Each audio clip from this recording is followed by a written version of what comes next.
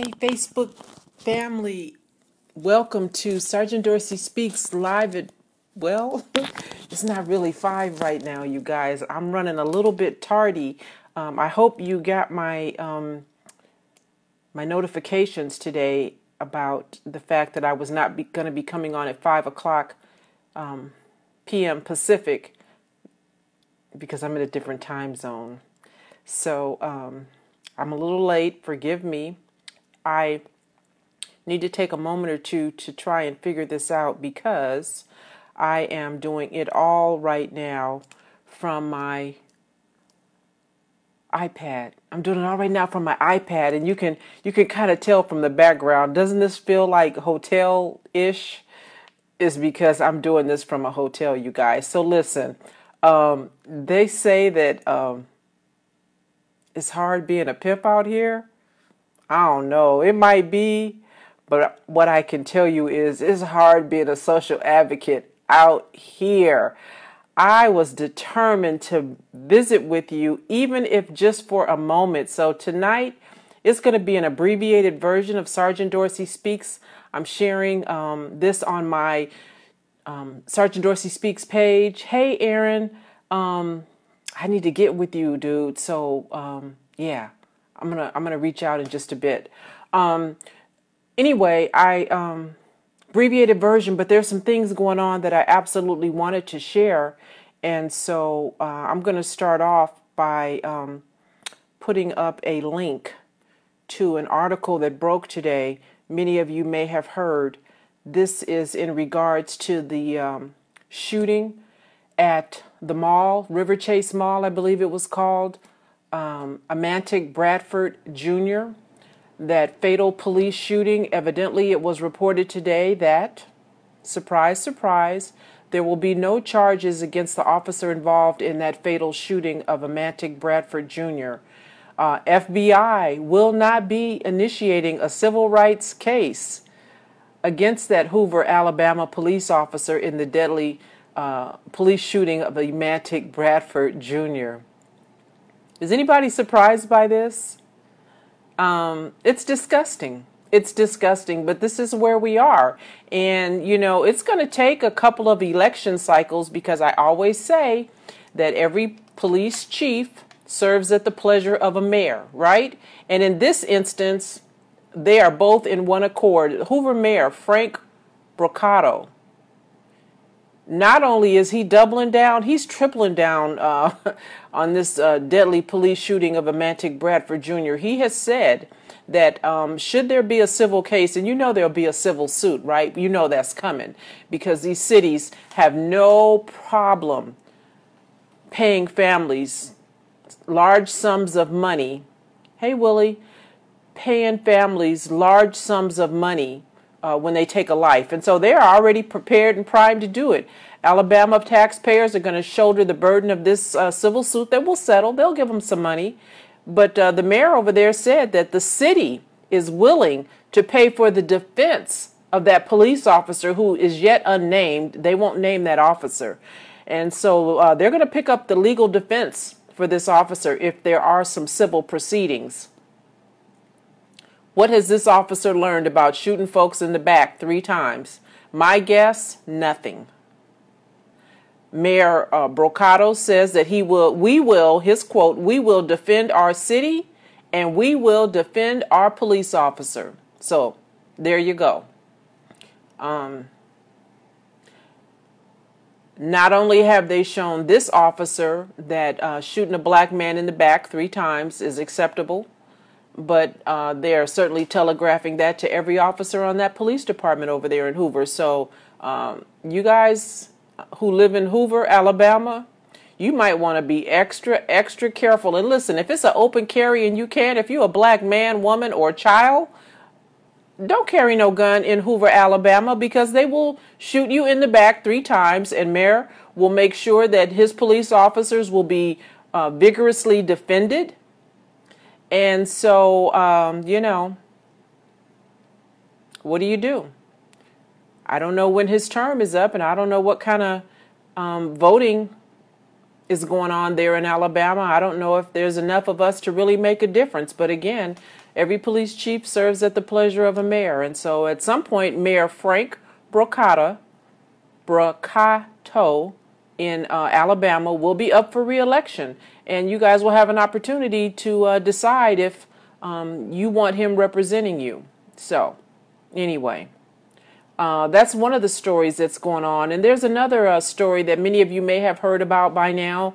Detroit police officer by the name of Gary Steele, with 18 years on the job, stopped this young black woman a few days ago when it was very, very cold in Detroit.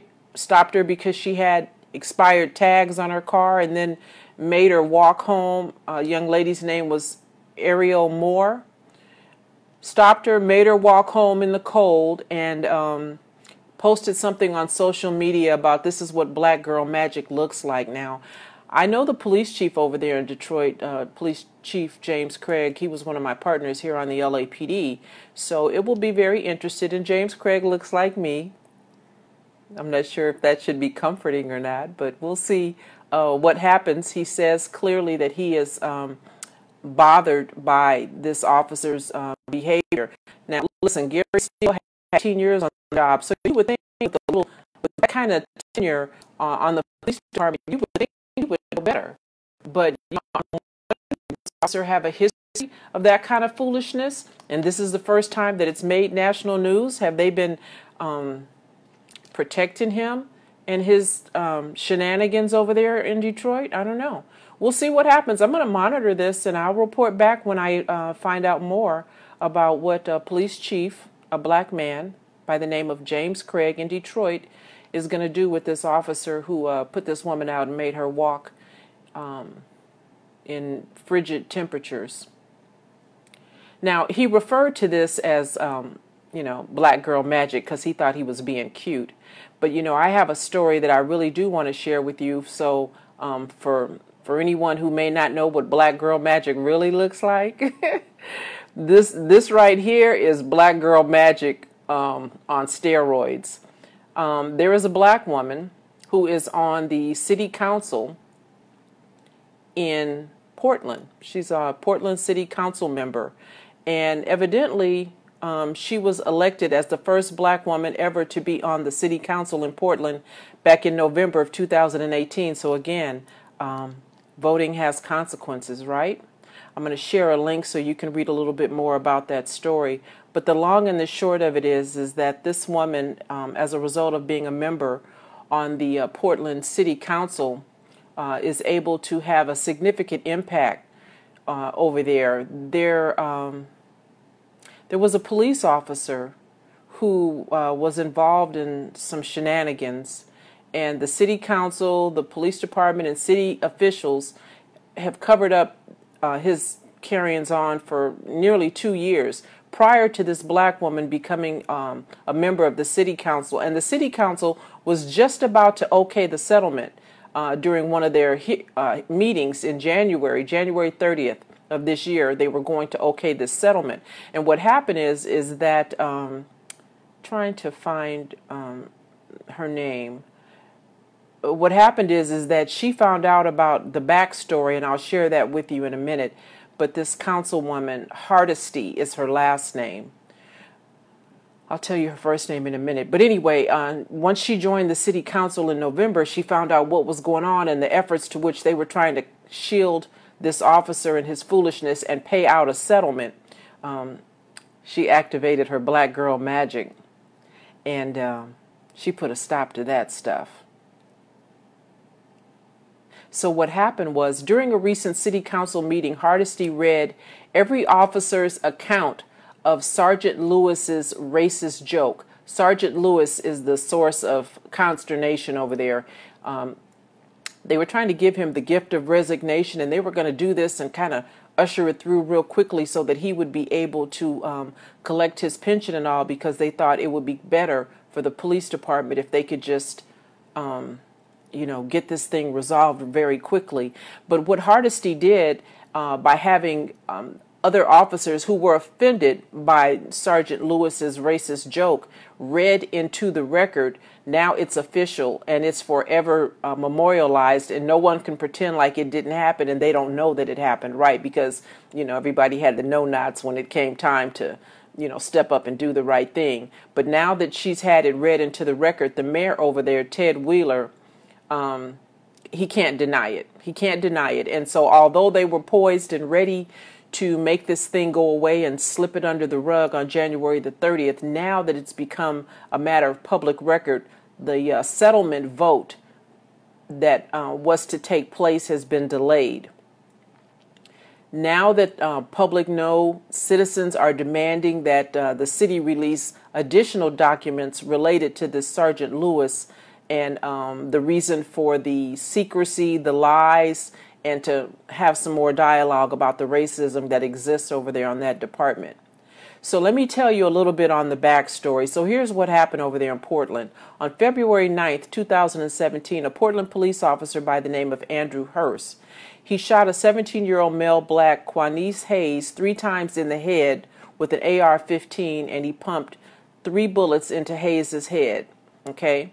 Now, Hayes had a gun at the time of this shooting, but it was a toy gun, and the officers admitted that they hadn't seen it and that they hadn't seen the gun, yet they said the shooting was justified. So this young man, Hayes, had a gun. It was a toy. Nobody saw it when the officer fired the AR-15, and they admitted to not seeing it, yet they were going to justify this shooting and settle, and yeah. So, but that's not the big part of the story.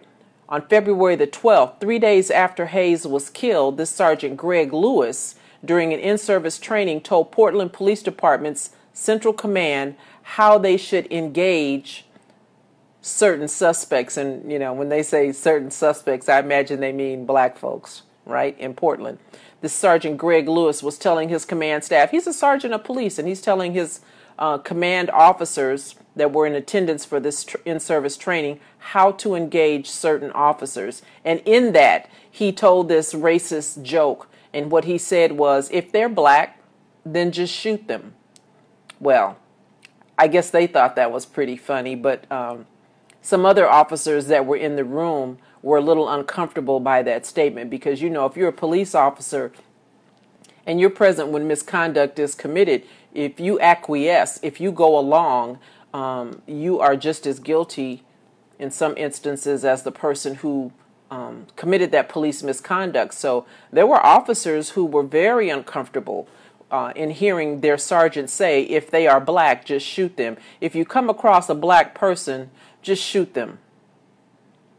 And so while there were many officers who were uncomfortable, some offered different versions of what they said they heard during this in-service training to a lieutenant. It's reported that there was uncomfortable laughter, but many of the officers just remained quiet because, after all, he was a sergeant of police. 4 of the officers reported the racist joke to a supervisor the very next morning. And the Portland Police Commissioner said that Lewis's remarks were patently racist. However, Lewis was able to keep his job for an entire year after that fact, insisting that this was some kind of a joke. Now that, they're calling him on the carpet about it, he thought the way out was, hey, I was just kidding. I was, come on. It was funny, right? So finally, on February 2nd, 2018, a year after this joke was made about shooting black people, to folks who like to shoot black people, they fired Lewis. He was fired. And in his termination letter, they specifically mentioned those statements that he made during that presentation, that in-service training that he was providing. They stated that he had violated department policy on discrimination, harassment, and decorum, and that the fact that he was a sergeant of police exacerbated the situation because, understand, we're held to a higher standard. I mean, you're held to a higher standard as a police officer, and as you ascend in rank, those responsibilities become greater, if you will. There's an expectation. So Lewis hired this lawyer, and he had decided that they were going to fight his firing and they were going to go to arbitration. While in the midst of all of that, the city attorneys determined that there was a chance that Lewis could win because of the way in which I guess he was fired. They thought that perhaps in arbitration they might be forced to give him his job back. Thus, they were going to do this settlement. They were going to usher through very quickly this settlement, and city council had to vote on and agree to the settlement offer. And they were also going to expunge his record and not show him as having been fired. And they were also going to give him $100,000 in back pay and let him get his pension.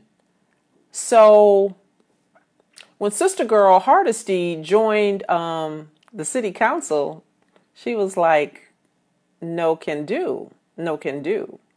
So that's why during one of the council meetings, she brought up the whole issue of the joke and comments that officers made when they reported the misconduct and put it on the record so that this settlement could not be ushered through. And so it's not a done deal. For those of you who live in Portland, you might want to pay attention and see what's going on over there with your city council. And Councilwoman Joanne Hardesty is the one who has thrown the monkey wrench in that whole situation with the sergeant that was trying to get $100,000 back pay, have his termination termed a resignation, you know, that gift that they like to give, and then still get a pension. Now, listen, they're not going to be able to not give him his pension, particularly if he's tenured and he's done his time. The pension will come, but the back pay, $100,000, I find that offensive. And the fact that they would change his termination to a resignation, which could conceivably allow him to go and get a job somewhere else in another police department if he wanted to. And who would want someone who believes that if someone is black, you just get to shoot them? Nobody wants that kind of an officer on the streets. And so anyway, I'm going to continue to monitor it. And as I hear more, I will say more about what happens with that in Portland. You need to pay attention as well. Now, I reported also a week and a half or so ago about that rape in the club in Atlanta, and evidently there has been arrest. I will share with you the link and you can read a little bit more about that, because again, this is an abbreviated, real quick, here's what's up, here's what I need you to know kind of thing as I continue to travel. I'm in Dallas right now. I mentioned earlier, and some of you may have seen on my timeline, that I was in Fort Myers, Florida earlier in the week, speaking to the Florida Gulf Coast University, and it was a good time. Spoke to about 400 members of their faculty and staff with regards to my Comply and Complain workshop. Was part of the diversity inclusion program that they have over there, and this was mandated training for all supervisors and managers on campus there, and so it was very well received. This is a predominantly white campus, predominantly kind of well-to-do area, and I was surprised that there wasn't more pushback. I was encouraged that we had a robust discussion, and so my hope is that I will get an opportunity to go back and this time speak to the student population. But they were having some issues with faculty and staff that needed to be addressed, and I think they wanted to make sure that once they received this training on implicit bias and proper protocols in terms of dealing with minorities on campus who are in the minority, black folks who are in the minority, that going forward they can't pretend like they don't know because they've been trained. So anyway, that was what I was doing earlier in the week. Also, very quickly, there's some news going on about Amber Guyger over in Dallas. She has changed her look. I guess she has a consultant who has suggested that a softer look, I guess is what they're going for, might be helpful as this thing gets ready to go to trial. And so for those of you who may not know, there's a whole science to jury consultants and appearances and how folks instruct their clients to prepare and look for trial. And so to that end, I remember some years ago I read a book, and I think there was a movie about it, John Grisham, Runaway Jury. If you have an opportunity to either bring up the movie or read the book, you'll understand the behind-the-scenes goings-on that happen with regards to juries and why sometimes they come to the conclusion that they do. So, just wanted to share that with you. There's a link. You can read more about it. Also, another quick update, police-related story. You know, I shared with you about this young female officer who was shot and killed allegedly during a game of Russian roulette. Partner officer shot her. And, you know, that whole situation just seems very suspicious to me.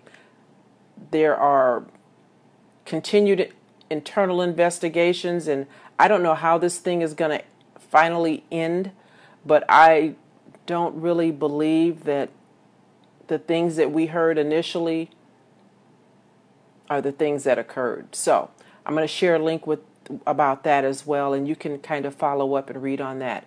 Hope that you will, as you view this, I know it's a little late, particularly for my East Coast family, but do share this on your timeline so that other people will have an opportunity to listen to it. If you don't know, my podcast this week went up. It too was a little late getting posted due to some technical difficulties, but Sergeant Dorsey Speaks podcast is up. I have the link on my Facebook profile. You can go there, do listen, please subscribe, tell a friend. And to my YouTube family, I will share both my podcast as well as this Facebook video that I'm doing today with you. And same thing, tell a friend, stop by, like it, share it. For those of you who are new, I've had some folks that just joined Sergeant Dorsey Speaks Facebook Faithfuls. Visit my website, www.sergeantsgtSherylDorsey.com, and you can find out more about me and what I'm doing and where I may be going next. If you are interested in knowing a little bit more about me and my story, you can purchase my book, Black and Blue, The Creation of a Social Advocate, available through Amazon.com as well as my website, SergeantCherylDorsey.com. So, anyway, I'm going to run because I'm tired. I'm just getting in, just checking into the hotel, and I got some stuff I need to do. So, wanted to just say updates on things that were going on, particularly that Emantic Bradford Jr. situation. That's really bothersome to me, but I'm not surprised.